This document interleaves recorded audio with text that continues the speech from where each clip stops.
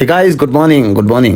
সকাল 6:30 যখন আমার ঘুম ভাঙলো, তাই জিমে যাব আজ আর লেগসের ওয়ার্কআউট করব। কিন্তু তার আগে ভালো করে নিজেকে রেডি করাটা অবশ্যই দরকার। ব্রাশ থেকে শুরু করে ফেস ওয়াশ সব কিছুই মেনটেন করা অবশ্যই দরকার। তারপর রোদে বেরোনোর আগে অবশ্যই সানস্ক্রিন, কারণ আমি অলরেডি খুবই ট্যান পড়ে যায় আমার ফেসে। তারপর ফেস গ্লো করার জন্য অবশ্যই লিমসি মানে ভিটামিন সি। সো তারপর ওয়ার্কআউটের আগে আমি কি খাই সেটাও তোমাদের সাথে আমি শেয়ার করলাম। Finally whey protein and oats. এবার শুরু করে দেবো আমার প্রিয় ওয়ার্কআউট। লেগসের ওয়ার্কআউট তো অবশ্যই আছে, কিন্তু তারপর আমার শোল্ডার ওয়ার্কআউট। তারপর হয়তো আমি শোল্ডার ওয়ার্কআউট করবো, কিন্তু তার আগে ফ্লেক্স করে নিই বডিটাকে ভালো করে।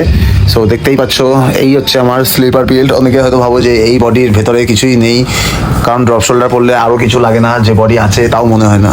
সো তোমাদেরকে আমি দেখাচ্ছি স্লিপার বিল্ড কাকে বলে।